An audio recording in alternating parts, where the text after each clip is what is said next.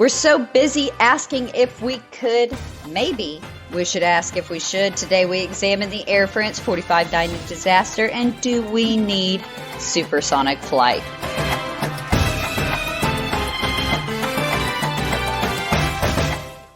Hello and welcome to Body Count. My name is Jessica Manor and the co-host we boast today is...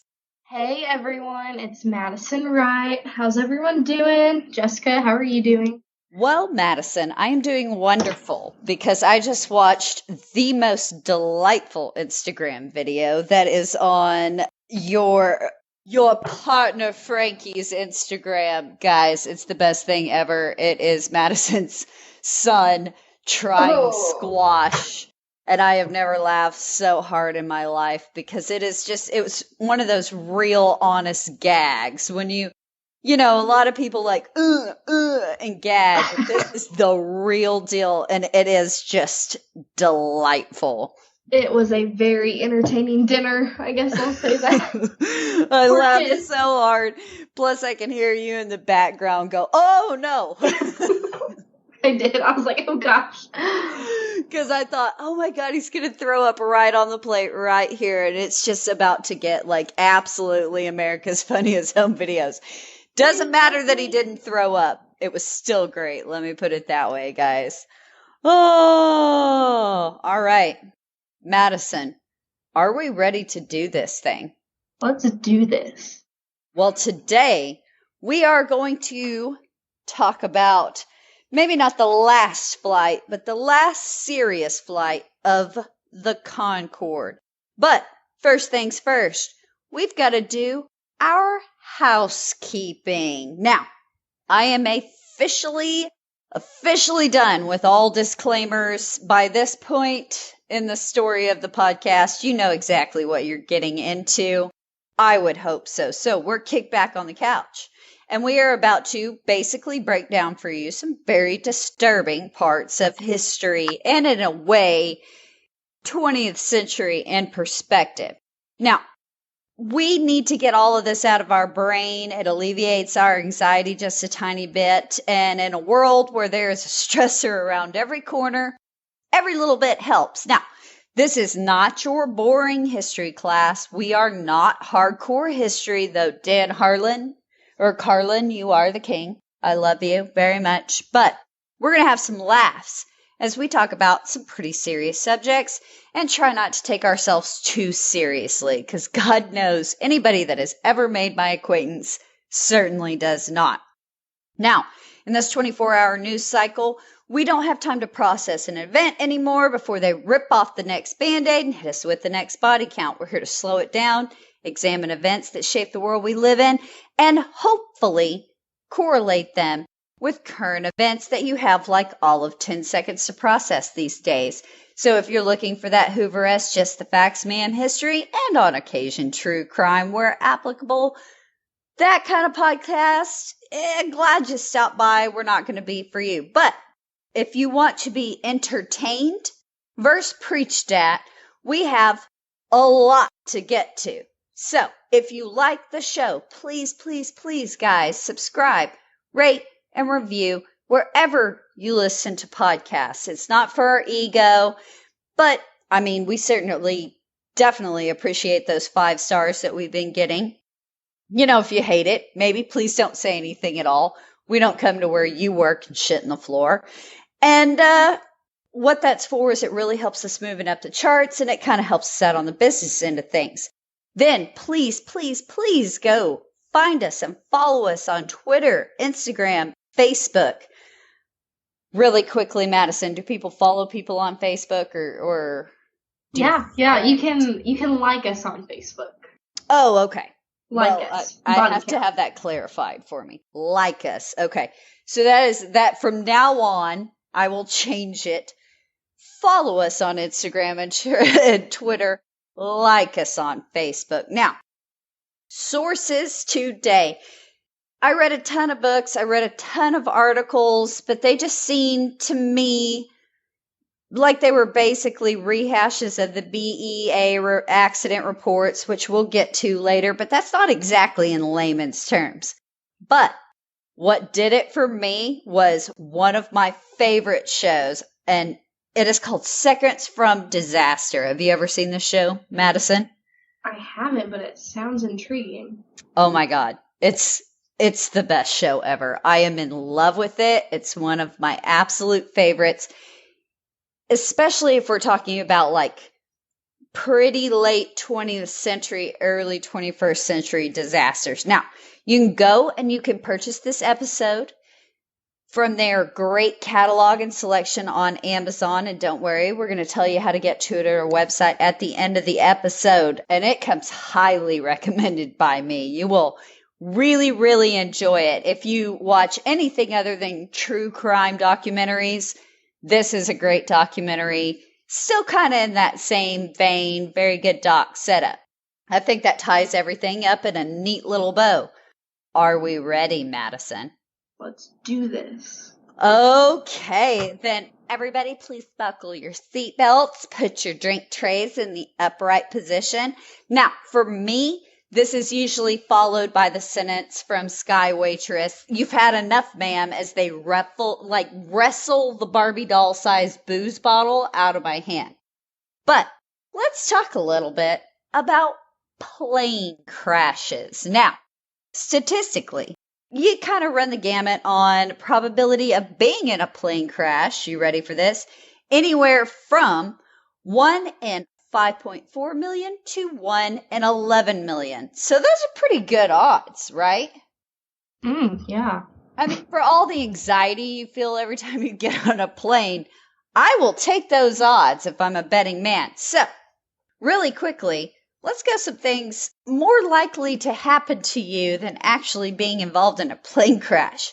You are statistically more likely to be attacked by a shark or a bear, struck by lightning, be murdered, suffer necrotizing fasciitis, which is basically suffering a flesh-eating bacterial infection, be struck by a meteorite. Now, let's not unpack that because I'm really worried about what one's chances actually are of being struck by a meteorite.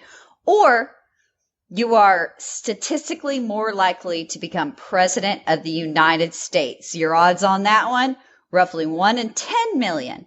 However, knowing all those things I just said does not do much to alleviate your anxiety when Sky Waitress is greeting you at the door of the plane, does it? Because, believe it or not, the rate of survival for plane crashes is roughly 95%, narrowing slightly to just over 75% when considering only very serious accidents. Can you believe that? No, that's crazy.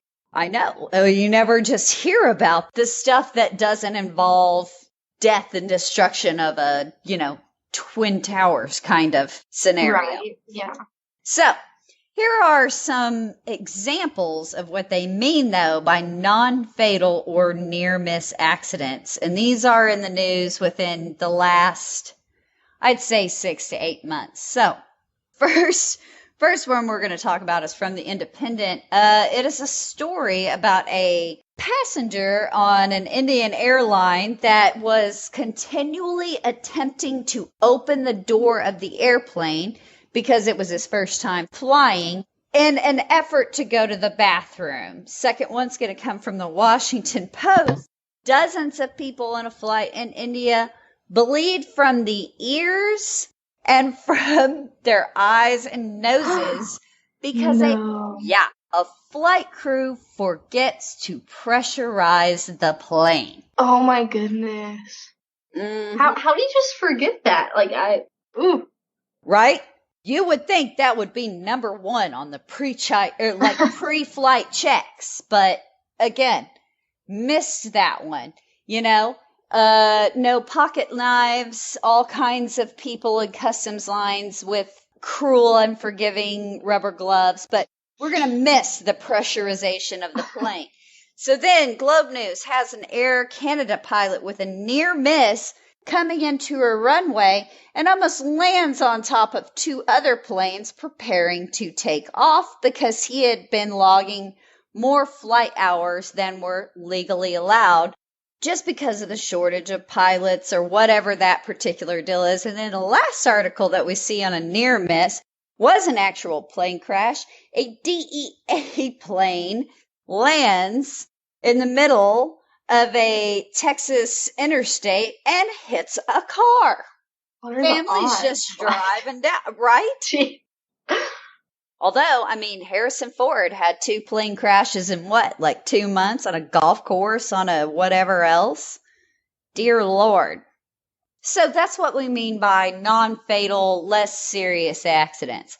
Unfortunately, we are not going to be talking about that today. So, despite everything you read, though, about Elon Musk or Boeing or whoever it is talking about supersonic flights as if it's some new concept, let me tell you before we get to the meat and taters of our story today about something called the Concorde. Now, the fact is we've already had supersonic flight, as a matter of fact, in the public sector. And it's really, really old hat for the military guys. They've had it for a very long time. This was in the form of a British-French airliner by the name of the Concorde. Now, by supersonic, I mean, of course, that this passenger jet could fly faster than the speed of sound. Twice the speed of sound, as a matter of fact, roughly 1,354 miles per hour, 2,180 kilometers per hour at cruising altitude.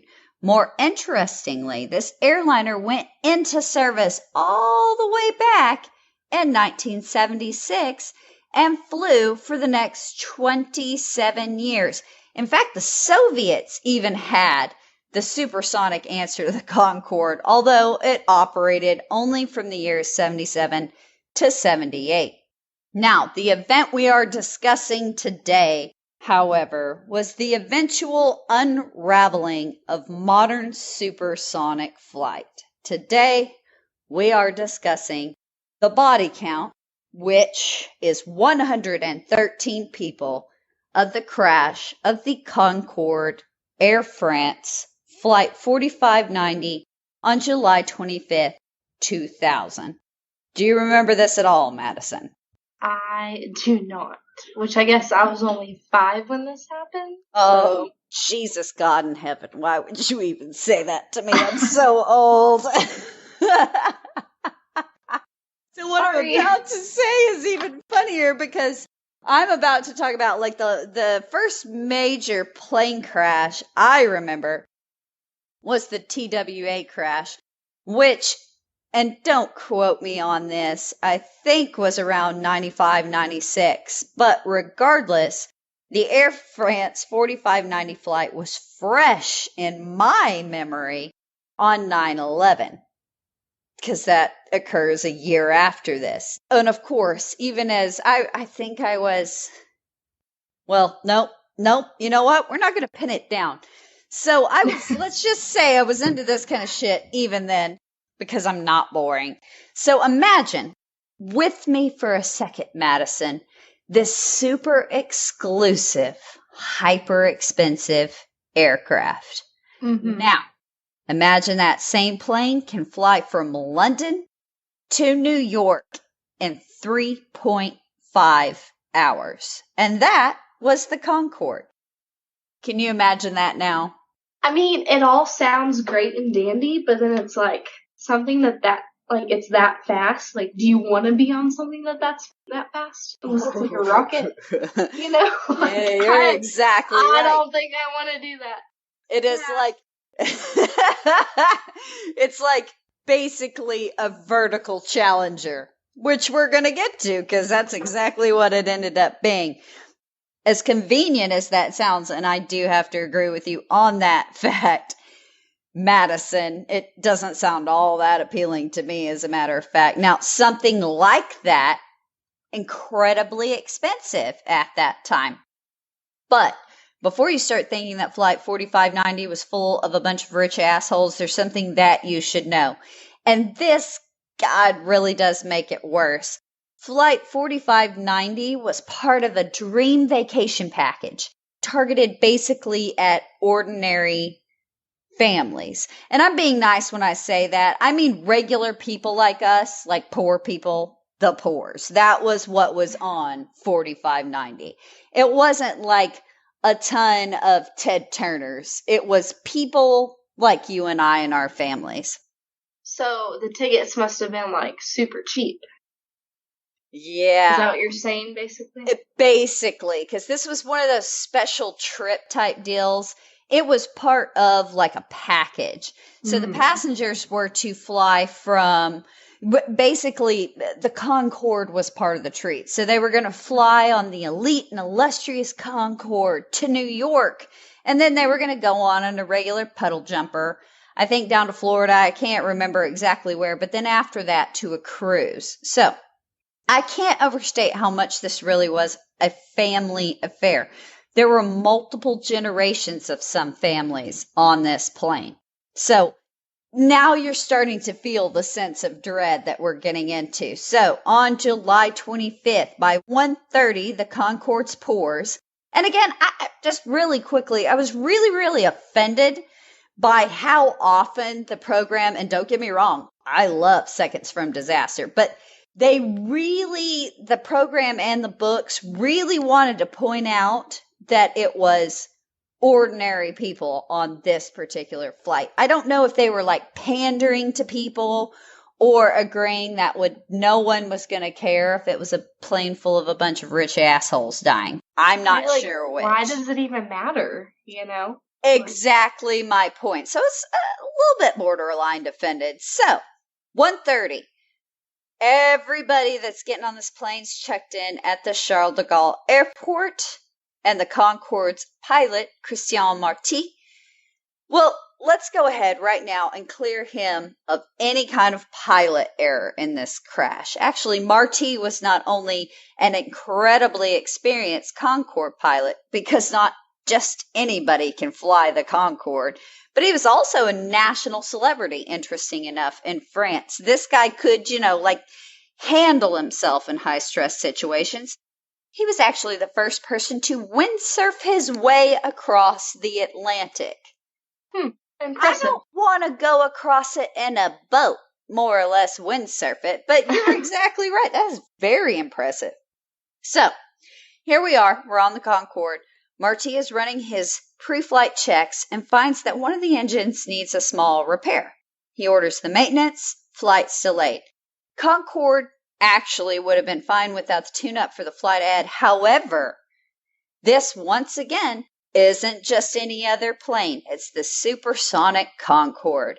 And on top of all, the prestige Concorde was also well known for their exceptional safety record, which I don't ever want to be well known for my perfect safety record, because you're the best, and then in 2.5 freaking seconds, you're the worst. I mean, that's the nature of a safety record. All good things come to an end. So I guess aim for the second fucking safest. I don't know what to tell people. We're the second safest airline out there. I don't know. But, I mean, don't take it the wrong way. The Concorde had still logged 40,000 flights without one single fatality on a supersonic jet. That is nothing to scoff at. I mean, really and truly. So, we're going along. Everything's good. Marty orders the repair. And the Concorde's departure is delayed by 1 hour. So, Gilles Lalonde is the air traffic controller on duty that day. Having done his coworker a favor by switching shifts with him. I'm also working, coincidentally, on another story in which someone also switches a shift to their detriment. Forget everyone, stop being nice. Unless it's something real, do not switch your shift. Someone's mom is dying? Sure. Switch shifts with them. Someone wants to go on a date? Hell no. Do not switch shifts. Based on my experience of events like these and in my own life, it is always someone who wasn't supposed to be there that day. Now think about that, Madison. In your work experience, isn't that always how it happens? Oh, wasn't supposed to come in today. But then, today's the day that somebody steals $1,000 from the bank vault or decides to crash an airplane into a building or a volcano explodes. I always feel that way. I don't know about you. No, I feel it. I feel like that. Yeah, So okay. true. Everything bad always happens. When you're not supposed to be there. So don't do it. Be responsible. Be the responsible person. And don't be there if you're not scheduled to be there. I guess that is a body count lesson, folks. Lesson 101 today. Oh. But Gilles, I will say, was excited, however, because he was going to be responsible for the takeoff of the Concorde. And he very much enjoyed watching it take off. And who wouldn't? It's a supersonic plane. Did you ever watch the show Eastbound and Down on HBO, Madison? No. Well, if you didn't, I'm going to quote something for those out there that did watch it. The Concorde is like Kenny Powers throws a baseball. It is fast as fuck. Like, I can't even explain, even on the ground. So Gilles very, very excited. Now, cut to our passengers began boarding at 3:54 p.m. And again, these poor poors who, quote, saved their whole lives for this vacation of a lifetime. How many times I read that? How many times I heard that? It's ridiculous. Start boarding. So, 4:35 p.m., the Concorde is ready to depart and begins taxiing to the runway. A continental flight takes off. 5 minutes later, Air France 4590 is cleared for takeoff at runway 26R. At this point, everything is perfectly normal. The Concorde takes off down the roughly 4,000 meter, 2.5 mile runway. Again, this is supersonic jet. If you weren't alive for the time of Concorde, I can't explain to you how fast it goes. Actually, I can. 2 times faster than the speed of sound. I just don't know how to state that more impressively. Because like you said, Madison, you were what, 5 or 6? You've never been alive for this. That's crazy to me. That not only that, but a fun fact about supersonic airplanes, they are incredibly loud because they have supersonic booms when they take off. That's why it was a British and a French airliner. Couldn't fly over the United States because of legislation. Imagine that. Oh. Americans don't want to be disturbed by supersonic sound. Right? Who wouldn't want to be? Oh, God. Thank goodness it gets takeoff. And can you imagine that going on in the state of Texas? People would be trying to fire at it, not knowing what it was, thinking it was Red Dawn. The Russians were invading when they heard that. Okay, really quickly at this point, I also want to point out to everyone listening to the story, I am quite clearly an American, and even more clearly, I am from the state of Texas. So they still hang people in Texas for trying to use the metric system because you're probably going to get accused of being a communist. Therefore, if I say kilometers when I clearly mean meters or some wrong unit of measurement, please forgive me.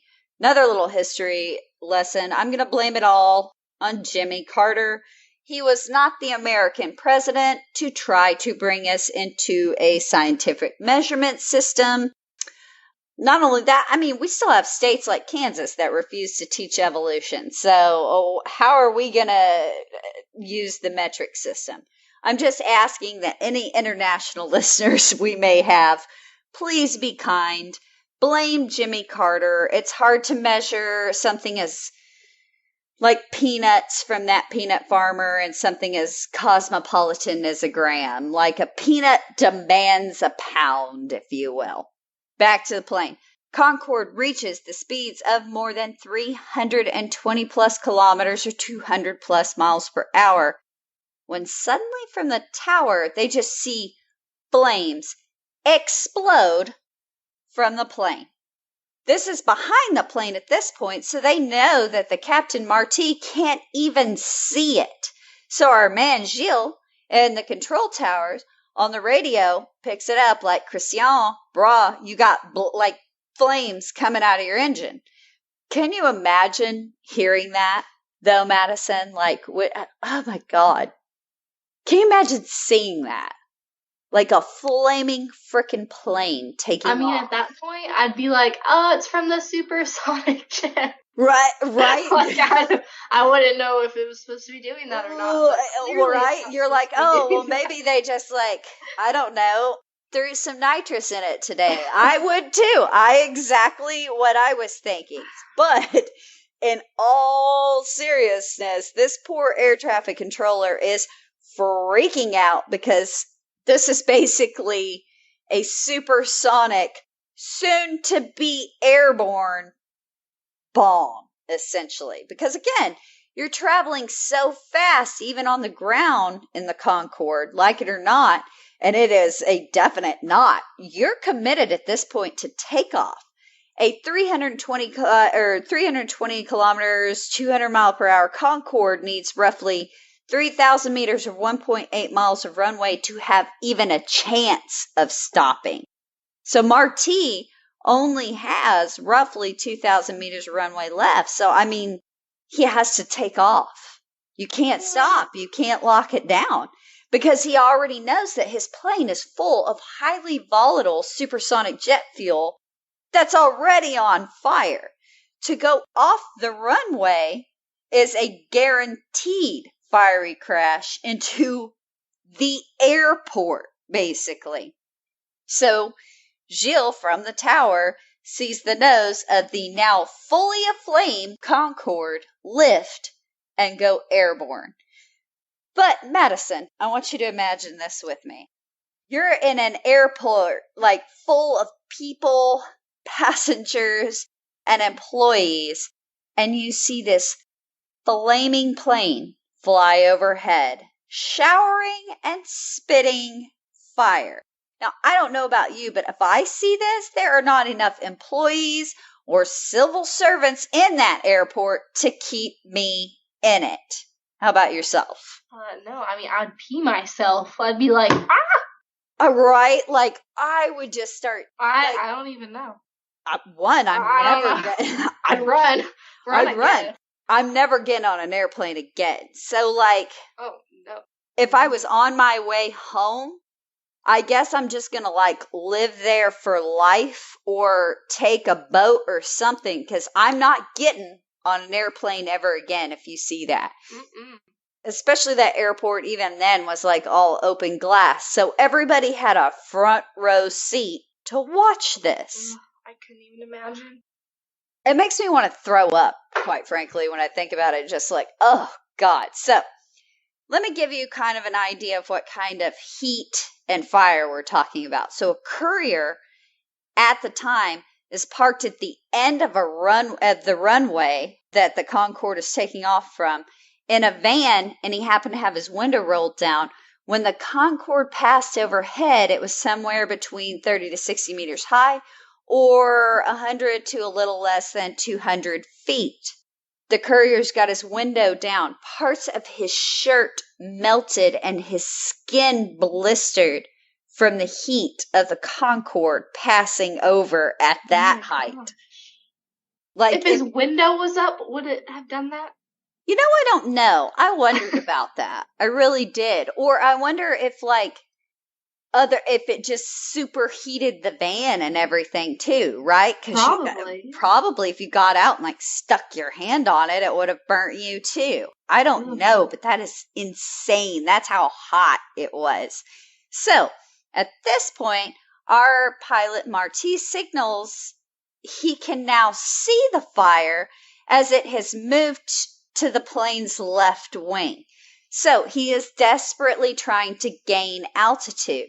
So it's at this point that a truck driver and his wife are driving on a road parallel to the plane's flight path. And remember, this is 2000. We didn't have like video capability on our phone, like right there in our hands, like on the toilet. And just really quickly, anybody who claims that they don't use their phone on the toilet is just a flat out liar or a muggle. I don't know. A muggle, that's what you are. We all have our phones on the toilet. But luckily, the wife's driver had a video camera, like the old school camcorders, and was actually able to capture the only footage that exists of the Concorde immediately following takeoff.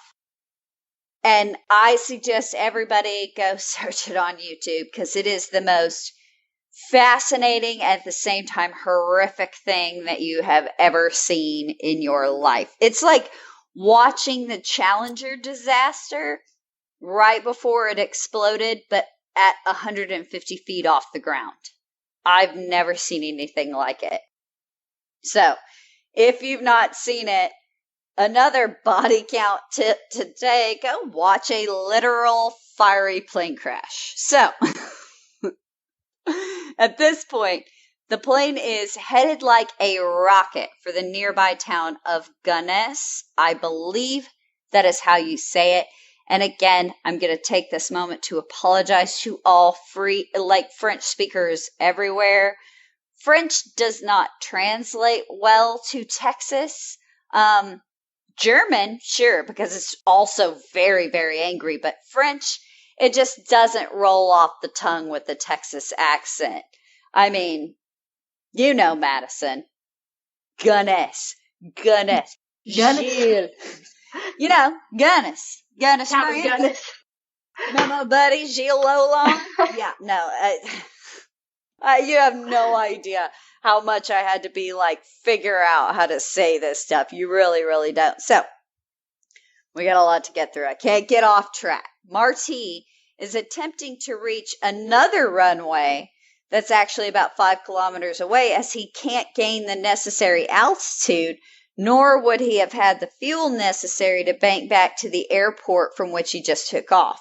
Regardless of all of that, the plane's left wing is already breaking up as the flaming Concorde crosses over the highway, thank God, misses a gas or petrol station, a group of office buildings, and then the wing completely disintegrates,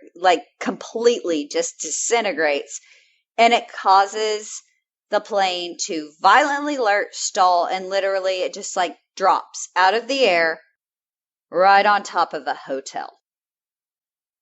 Oh my gosh. Right? Like a hotel out of all things? Out of all things. Well, at least it was a big gas station. Like, okay, yeah, that would have been way worse. That right? Oh, what's worse? But I feel like more people are at a hotel, but a gas station would like blow up completely.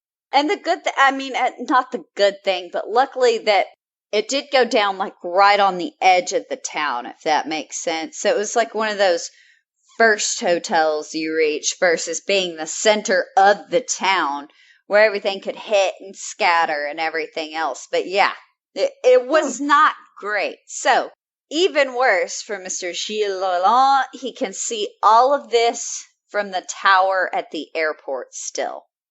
So he sees the plane fall and watches the subsequent explosion. He attempts to hail Air France 4590, receives no answer. He attempts to hail the plane a second time, gets static. And like something about that gives me just like goosebumps. Real, true. I mean, I know they probably have to like hail the plane or attempt to hail the plane like just per protocol. But you just saw what happened. Like you're not going to get an answer. And like something about that to me is just so haunting. And really quickly, back to the French. It is difficult. It is difficult as hell to watch a Frenchman legitimately get broken up on camera. And I don't know. It's because, they're so ha ha ha. It's like the general blasé attitude of the French about everything. So when they're like they're sincerely upset by something, it is Oh, man, it was rough. I mean, but that guy's got to be traumatized forever, right? I mean, Ugh, has to be. because you're the air traffic controller. You sit there and you just watched all of that in like a minute and 26 seconds or something like that happen. Yeah, that's all the longer that everything I just described took. About a minute and 26 seconds. I mean, dear God. But again, it's going to happen really fast because it is a supersonic plane. So, Concorde is carrying 109 passengers and crew that have just crashed into a hotel. This releases then a massive, highly volatile fireball through the building. One hotel survivor, a teacher from Britain, had just checked into her room when this fireball rips through the hall. And here is our signature bad bitch of the week. She throws open the window, bails out the window onto like people walking below her, which get it, girl. She was going to live. Which I don't know about you, Madison, but if I'm that person, you bet I'm bailing out that window as fast as I don't even care. I will risk the broken leg. Fireball or broken leg, I know what I'm going to choose. So I don't know. I don't know what I would choose. You don't know? I would. Most of the time, you can't get out of the window from a hotel room. But I mean, it's impressive that she could. Maybe she just like. Well, remember, just opened. I guess this is 2000. So. It's 2000, and it's France. So this is like vastly different from American hotels.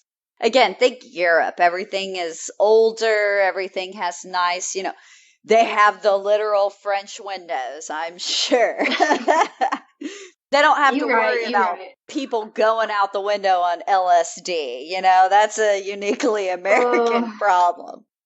It's not funny, but it is. So, after this is fallen onto this hotel, takes 3 hours to even get the fire kind of under control. That's how hot it is burning. So in total, 113 people are killed. But remember how we were talking about it fell on a hotel? This is amazing to me. Only 4 people from the hotel were killed. However, sadly, one of those killed in the hotel was a 19-year-old girl who started work there for a summer job just a day before the crash. Oh, my God. Wow. Right? That's terrible. That's so sad. It gets worse. 3 generations of one family. Oh, no. On the Concorde, as the grandparents had entreated their entire family to a dream vacation package. Yeah. Oh, my gosh. I know. Whew. I know. It was a lot of rough reading and a lot of rough documentary watching. Now, what's even worse is a great number of the bodies could only be identified by dental records. One person had to wait 2 weeks to have his father identified. Oh my gosh. Oh, I God. cannot imagine. I can't either. Especially 3 generations of one frickin' family. Like, that's a whole family was just gone. One Concorde crash. So the aviation community in the world were completely shocked. Supersonic travel was an everyday reality at this time, and the Concorde had never ever experienced a fatal accident. In less than 120 seconds, like, their perfect record and prestige are just completely gone. So, what happened? Let's go back. Everybody, jump in your TARDIS, open your proverbial door to Narnia, however you Tarantino yourself back into the past. I don't care. So, all Concordes are immediately grounded, and the French Bureau of Air Accidents immediately begins investigation. First discovery they make is a significant amount of luggage aboard not belonging to the passengers on board. So they immediately think terrorist, right? In the vein of the Lockerbie incident. I believe, and again, do not quote me, do not email me, do not correct me. This is purely from my memory. Lockerbie incident was a Pan Am flight, like 103, occurred roughly 87, 88. Anyway, the plane explodes mid-flight after a bomb aboard and some luggage explodes. Now, 2 Libyan terrorists were responsible. The plane parts, though, fell onto portions of Lockerbie, Scotland, resulting in many deaths on the ground. Therefore, that's immediately what they think. They've got this kind of situation. So they begin reconstructing the plane to the best of their abilities, which really quickly, can we talk about, this is always the most amazing part of plane crashes to me. I cannot glue my child's toys back together. They reconstruct entire crash and burn airplanes. Have you ever seen that? Like pictures of where they do that after plane crashes? No, I couldn't imagine either. I can't even put together my kid's Lego set. So right? Not even with the instructions. Oh my God. You have to look it up though. And if nobody else has ever seen it, you have to look it up. What they do is literally find all the parts of planes that you can find, and they reconstruct them in hangars and put them back together and tag, it is crazy, but still the Concorde's a pretty hot mess. But they do manage to rule out terrorism pretty quickly by, again, separating and tagging the entire aircraft in their reconstruction. Then they find the black box and begin their analysis. So once they do that, they don't hear any explosions, and they're 110% sure not a bomb. So we're going to continue in the investigation. So they began analyzing flight data records, and this is amazing to me. They immediately notice a loss of power in the second engine that occurs about the time Air France 4590 reaches 323 kilometers per hour, 200 miles per hour during takeoff. So just seconds before the tower alerts the aircraft that it's on fire. So investigators began looking for the cause of the sudden loss of power and began analyzing photos of the runway that they took after the Concorde took off. Then they began to notice these tire fragments littering the runway, and one of them is very, very large. Okay, so the Concorde's tires are highly pressurized and more prone to exploding, but Concorde knew this and designed their gear to function normally during takeoff and landing, even if multiple tires burst. So they walk and literally mark the debris locations, and lo and behold, what do they find? And this is really scary to me, Madison. It's about to get more disturbing. A mystery strip of jagged metal that is the perfect imprint for the cause of the tire damage. Interesting. Right, here's my next question. Do they not inspect runways? I would think so. We have to find an expert to tell us, but think about when you're at the airport. I guess they don't, because it's one plane after the other taking off, right? True. I guess I haven't personally seen it. Have you ever seen men walking? I would just think though, if you were about to kick off a supersonic jet, you might want to give it, a freaking run through. But again, I don't work in the industry. So somebody out there that knows this, please email us. Tell us, do they not inspect runways before takeoff? Regardless, well, I'm sure they do now. Right? I'm sure they do now, especially if they're going to let a supersonic plane take off. Mm-hmm. So our question then becomes, in the investigation, where did this metal come from? 5 weeks following the crash, and after extensive investigation and comparison of aircraft and aircraft parts, they determined this piece of metal was part of an engine mounting of a DC-10 aircraft. Now, after combing airport records, they discover just 5 minutes before the Concorde's takeoff what should have been taking off on that same runway, but a Continental DC-10. So investigators then track this exact plane back to Houston, Texas, where, and I'm about to really scare the shit out of you, Madison, 16 days later, this DC-10 is still missing the engine part that they've got in their hands from the runway that the Concorde had run over. How did they make it to Texas? 16 days later. That means it didn't just make it to Texas. It had flown probably Like, it kept going. all around the world. Like, how often does that happen? That's my next question. Again, somebody that knows shit about this, please email us, DM us.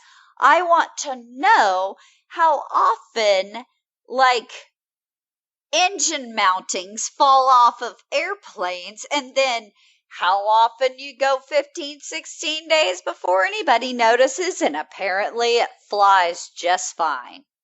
That, I know, again, in the beginning, this is why I went over the statistics, because I started freaking out when I heard that.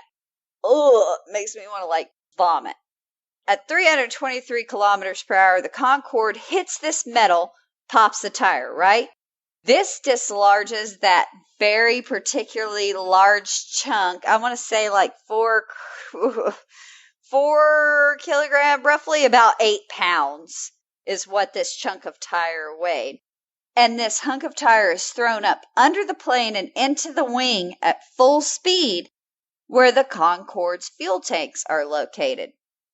And Delta wings simply are just not designed to take that kind of jolt, like 8 pounds of tire going at 323 kilometers per hour. It's just not. So, never had the Concorde even seen something like this occur in the thousands of flights and hours of trials. Now, the wing, however, at this point wasn't actually punctured. So what causes the fuel leak?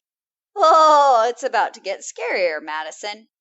It was actually the pressure, right? It doesn't get any better from this. We've already flopped onto a hotel, so we're already scared and terrified. Let's just keep going. The pressure of impact from the tire debris caused a shock wave in what is, let's just say, a pretty cantankerous fuel source. I mean, this disturbed, like, rocked some highly volatile supersonic jet fuel. So the jar from the tire to the wing and the fuel tanks blew out one tiny weak joint in the fuel tank. Now, this flooded 75 liters of fuel over the engine per second, causing that loss of power that they noticed initially in the flight data. So it's at this point, the engine is flooded and failing, but it's not on fire. So what caused the thing to actually light on fire? So back on takeoff, the black box tells us Marty is having difficulty bringing up the landing gear. Now, the video that the truck driver and his wife have show that the Concorde's landing gear is still down even in the air. So not only did this one hunk of tire debris strike the underside of the wing and cause our fuel leak, it also severed the cable that controls the raising and lowering of the gear. Therefore, that's now severed. So these are two live wires whipping around at 200 plus miles an hour, where unfortunately they make contact. This causes a spark, which ignites the leaking fuel, and now we've got our Concorde transformed into a flying bomb. So the pilot could never gain enough power with two engines to even gain enough altitude to try to come back and land. At 60 meters, little less than 200 feet, I mean, he just can't. So Marty actually attempted again, to head for that other runway.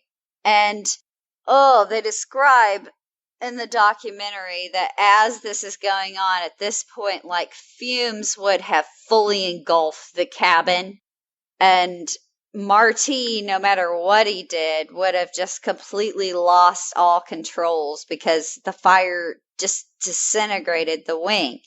And so it's with dead controls that the plane just finally lists into the hotel, where it just like falls straight down. It's the weirdest thing I've ever seen in like the reenactments of how it happened. Ugh. Like, wow. oh, it freaks me out. It freaks me out so much because I don't know about you. Do you even have an anxiety or fear of flying, Madison? I do now. But did you before? No, not really. Oh, well, wonderful. I'm glad that I always did. Like, It gave me headaches, but nothing. Really? Like, scary, yeah. You are not afraid of, you weren't afraid, well, you weren't afraid of flying? Now I am. Oh my God, like, I guess I don't fly often, so. I hate it. I am on more drugs and alcohol than Hoda and Kathy Lee before I even get on to, like, I am just popping Xanax like Tic Tacs to even get me in the airport, more or less on the plane. Like, oof. Ooh, well, congratulations, Madison. You have a healthy fear of flying now. Woo! Yay, another Just body what I count need. burst. So exciting. As you can imagine, this is the beginning of the end for the Concorde and supersonic flight. And I suppose that's kind of the problem with supersonic flight. When they fuck up, it is a total, it's so total and so devastating, it just lives forever in our memories. Then add 9/11 the very next year after this occurs, Concorde never stood a chance. I mean, the cost was just too great to maintain, and their their passenger numbers plummeted. After that happens in 2000 and turn around and we've got 9/11, nobody's getting on a supersonic airplane anytime soon. So, what do we learn from all of this, Madison? Before we get into that, I'm going to read you a little something from a quick article. Basically, I want to cut to an NBC News story in which Boeing is talking about, instead of just doing Mach 2 like the Concorde, they are currently working on developing a Mach 5 aircraft that flies basically 90 to 95,000 feet into the air, which literally means that you can see the curvature of the freaking Earth. Which, again, let's just talk about for a minute, like even at 65,000 feet. So let's talk like U-2, let's talk SR-71 aircraft. You have to have flight suits and oxygen. So I don't know what Boeing is making up off the top of their head, but do know, Madison, that if I haven't scared you enough about the beginning and the end of supersonic flight, they're working on it again. Now, as cool as that shit sounds, and I'll give it to them, it does sound cool. And before I say what I'm about to say, like, I'm not one to advocate impeding progress in any way, but here we've been talking about the Concorde, and I think it's very, very important that we talk about what it is that we're going to learn from this and what it is that we're going to take away from this. I mean, the Concorde, though, couldn't control what they had at Mach 2. And here we've got Boeing talking about an aircraft flying at Mach 5. And the Concorde had 40,000 plus flight hours and countless hours of test trials. And they still couldn't, in the end, control what it was that they had on their hands. All of that, and something happens that they couldn't foresee. 120 seconds, and they had a supersonic bomb full of highly volatile jet fuel. It was over in literal seconds. So my next posing of my question, what I'm trying to get to is, what happens if Air France 4590 had a problem while they were in the air and slammed into the heart of something like a Paris or another major city center instead of falling onto a hotel just 200 feet above the ground? What happens if they actually had fallen on that gas station? It brings us to this classic, what I like to call my Jurassic Park moment. The scientists were so preoccupied with whether or not they could, they never stopped to think if they should. Now, think about 9/11. Those were normal airliners. Imagine if those had been supersonic jets flying at Mach 5 speeds. Imagine if those were full of supersonic jet fuel coming from 90 to 95,000 feet in the air. What happens then? You suddenly have a sky full of highly volatile bombs just basically waiting to be hijacked. And now we're moving into if they can hack a voting machine, I don't think autopilot's going to be all that freaking difficult. Like at the end of the day. I mean, we let a self-driving car have a trial and it ran over the first person it could find. Are we so lazy we can't drive ourselves, or so eager to make shit tons of money that we can't sit on a plane for longer than 2 hours? I mean, hell, Amazon can't even stop packing robots that are in their warehouses from like poisoning their employees with, what was it? Bear-like repellent? So here's my question. And again, I don't believe in impeding progress, but maybe like we cure cancer first? But then again, there's no money in that. Curing cancer before we relaunch supersonic flight doesn't help with population control. Not everyone can pay what Big Pharma's going to want for something like the cure to cancer. So yeah, launching cars into space and ruining the environment to get to London in 2 hours sounds super fun. I'm not saying it doesn't. What I am saying, however, is don't we have bigger fish to fry? I mean, let's concentrate on curing AIDS, cancer, etc. But the truth is the Boeings and Lockheed Martins of the world, that does nothing for them. What we want you to learn today from this story is that before you jizz your pants over how cool supersonic passenger planes that let you see maybe the curvature of the earth may sound, maybe consider what the motivations are. Maybe think about what we're saying about the Concorde. It wasn't for people like me and you, Madison. It was for the super rich. I mean, we're not the target audience of these things. Maybe we should ask ourselves as a country, as a world, why making sure financiers can fly to London in a day is more important to the powers that be than curing, like, grandpappy's cancer. Yeah, I mean, just a thought. So we've shared this horrible Concorde story, and now I have preached at you about something you've learned, and we all know why aviation history has been set back so abruptly from the year 2000, and that's it, guys. That concludes the Air France 4590 disaster. Madison, what are your thoughts? My thoughts are that Boeing is cray-cray.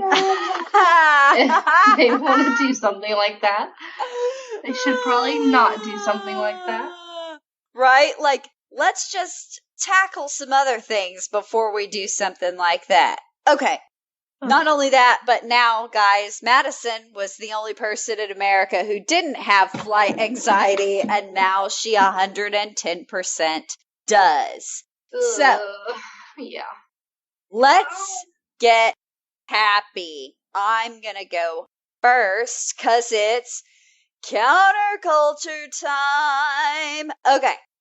I want to plug this week this super awesome jeweler that I have recently connected with. My wedding ring no longer fits. It's too large. And my husband and I wanted to take this opportunity to pick something like very non-traditional and super cool because we've suddenly decided to be hipsters. I don't know why. So we found this, and it's called Rhiannon Jewelry. It's located actually in Wales. And it's not just about their jewelry for me. They're dedicated to preserving traditional Welsh culture, the Welsh language, and they're really big supporters of like local artists on their own social media. They are amazing. They're super helpful. I encourage everyone to go check them out. And then there is one other plug. I had some others, but this one is like super, super important to me. It is Care Rescue Texas. And guys, you're going to get so tired of hearing this name because it's always going to be on my counterculture. You can actually go jump on their website and you can check them out. But Madison, this will be fun for you to hear about. Care Rescue Texas is basically a center for animal research and education. So they are completely nonprofit rescue and home for other big cats and other animals in need. So this is like right outside Fort Worth. And I'd never ever heard of it.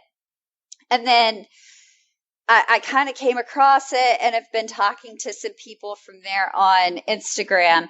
And it's a great Instagram to follow, guys. Like, they do amazing work there. It's something that I'm really, really into.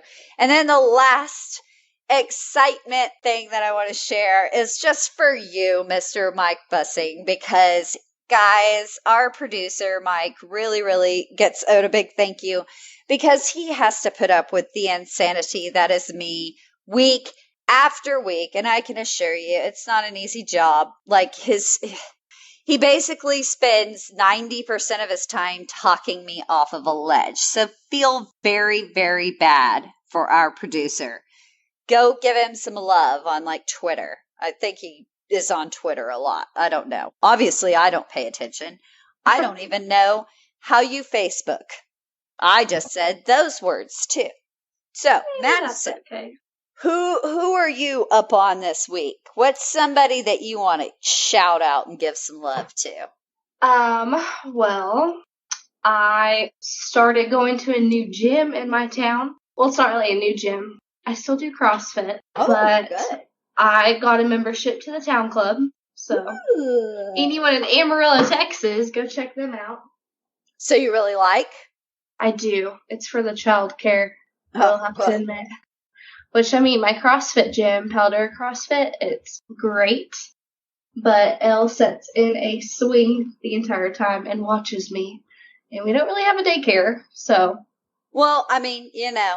So, again, everybody, we are going to double plug that. If you're in Amarillo, please, please go check out the town club because they are for mothers like us who work and hustle and do podcasts and like to be healthy and like to be our best selves. So, I think that wraps up all of our counterculture, which really quickly, guys, if you want us to plug your business, something that's really important to you, I'm sorry, Care Rescue Texas is always going to have a spot no matter what on my counterculture.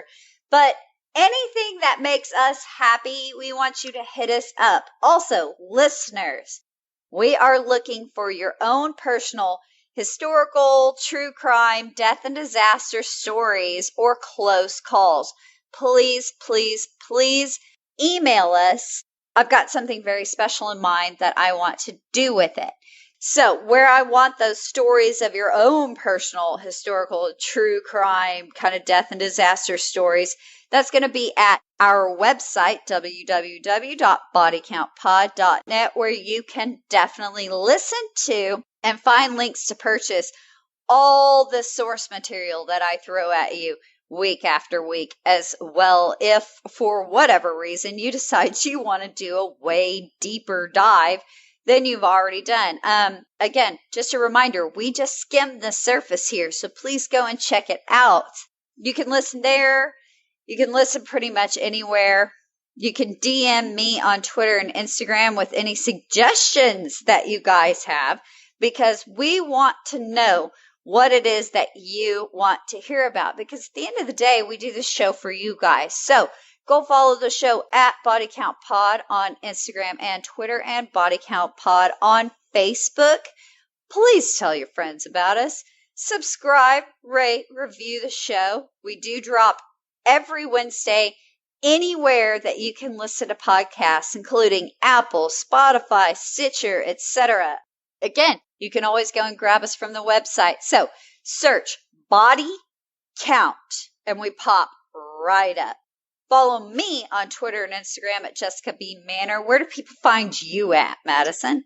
Follow me on Twitter and Instagram at Maddie_Wright. Ooh. And Facebook. I'm on Facebook as Madison Wright. Oh, you're on the Facebook. I know. You need a Facebook, Jessica. Ah, God, Madison, I just now figured out Twitter and Instagram.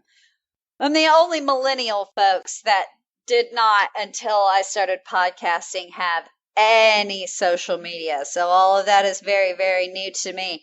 So if you're hitting me up on there, anything like that, I haven't gotten to you. It's not you. I'm just a moron and can't figure out how to use it. So, that get everything for you, Madison?